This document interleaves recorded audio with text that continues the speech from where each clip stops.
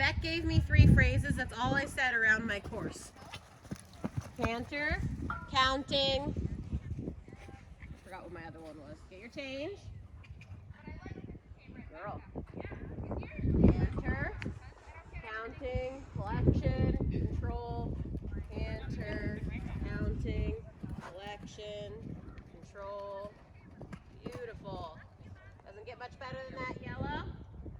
Canter, collection, communication. What else starts with the C? I don't know. Control. I didn't hear it. Collection, breathe. Oh. Hang behind him. He wants to jump. Yeah, let him jump. You're going to get the 4 in this, yeah? Look at it. Canter. Canter. I'm excited that we jumped the weird looking jump on the first time.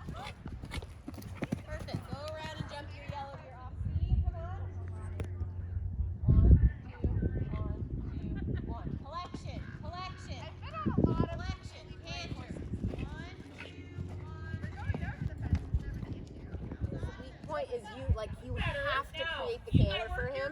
That's why going in between strides, he's so game to jump, which is so fun because he'll never say no.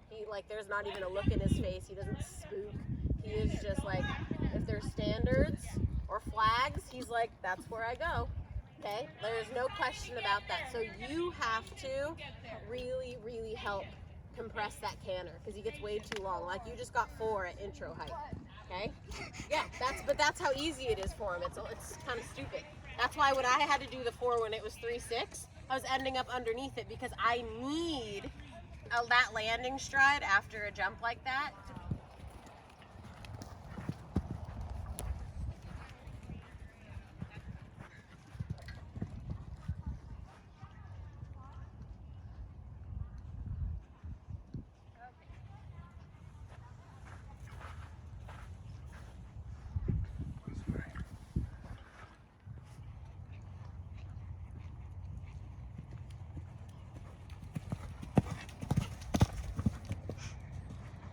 Yellow oxer.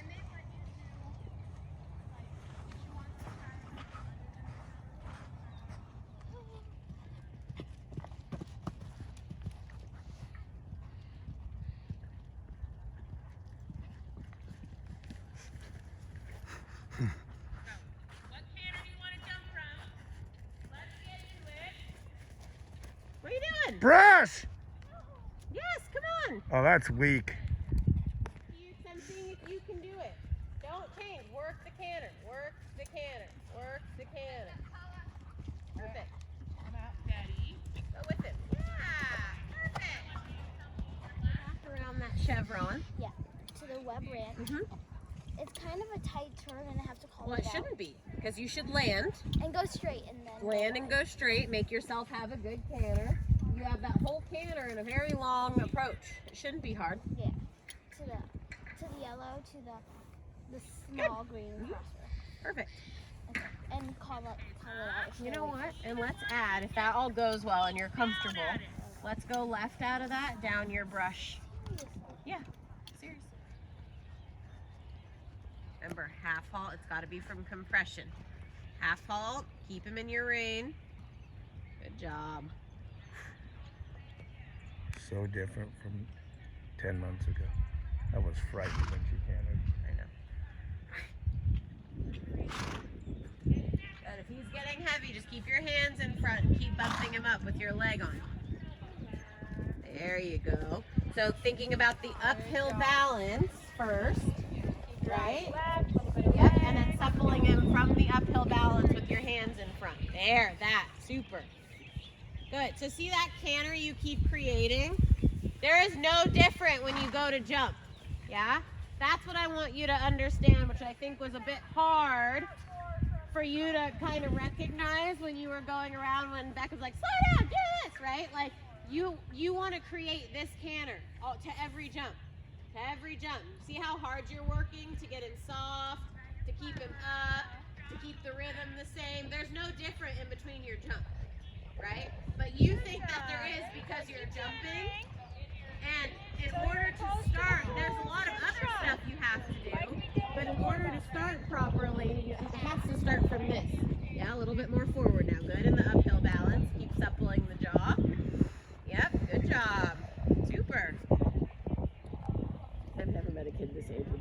deal though in my life. Like looking, searching, like I've kind of tried.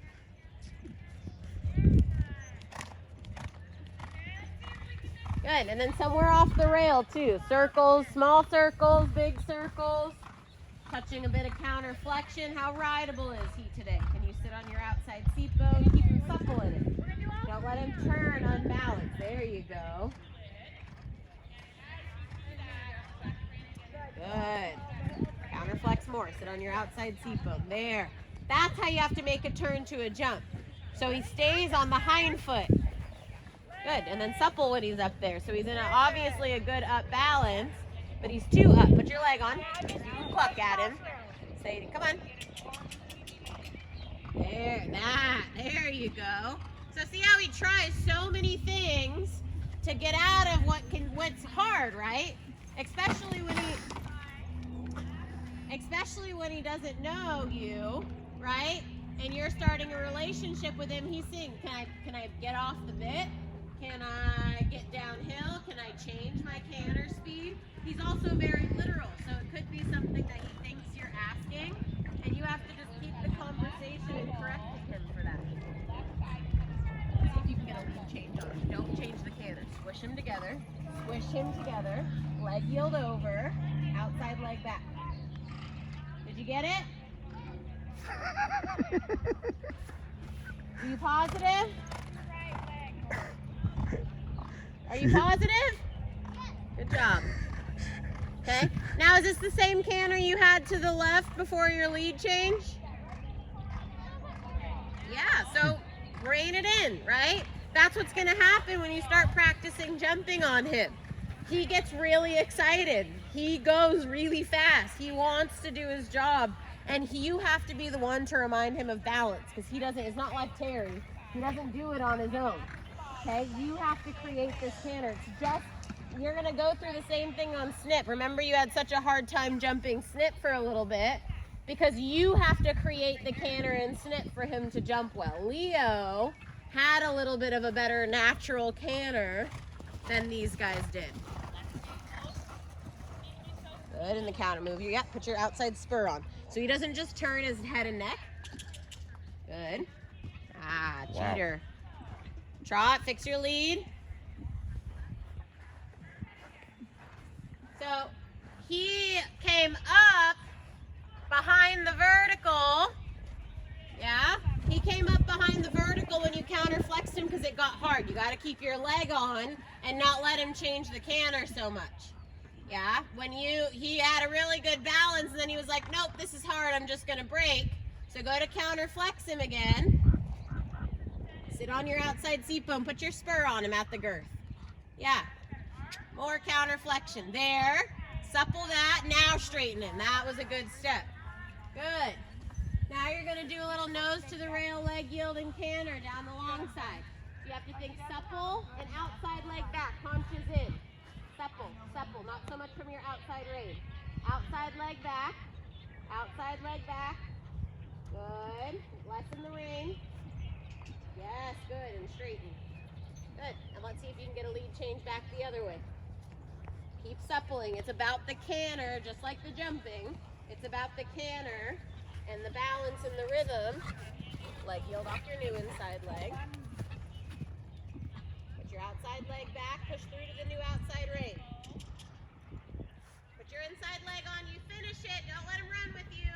I believe in you. Slow him down, supple the jaw. This is where, yeah, you can't give up. You gotta be the trainer, you gotta ride him. Leg yield him over. Cheater. Okay, supple him, that's fine.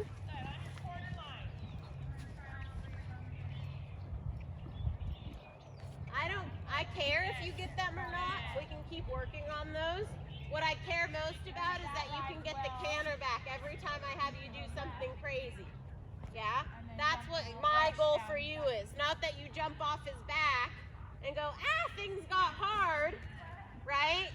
You need to go all the way back to that reset canter. Good, little nose to the rail, leg yield, even if you're not on the rail. Counter flex, outside leg back. Supple the jaw. Supple, the canter rhythm, keep the canter rhythm. Too much outside rein. Hands stay in front. haunches off the rail. There, very good. And straighten, very good. Truly walk before he gets to trot again. Did you get a canter I like back? Are you working on it? There you go.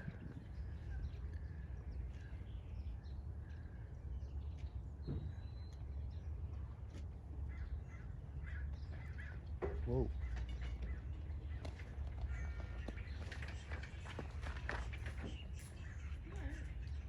That's how he is. On the days where he's like, it had nothing to do with the clipping. Yeah. On the days he's all up like that, Yeah. that's how he is. Just walk back and forth. Relax. You're fine. Just make him rounder since he's up. It has nothing to do with the clipping. He is like, random days. He is immediate. Like when I put his head down, I'll do that in the stall for like 20 minutes before I get on him because he just, you can tell he's wound up. And I put him in turnout and he was cantering, but he's not crazy. Yeah. Right? He's not one that like Frida you can put in there and like work down. So.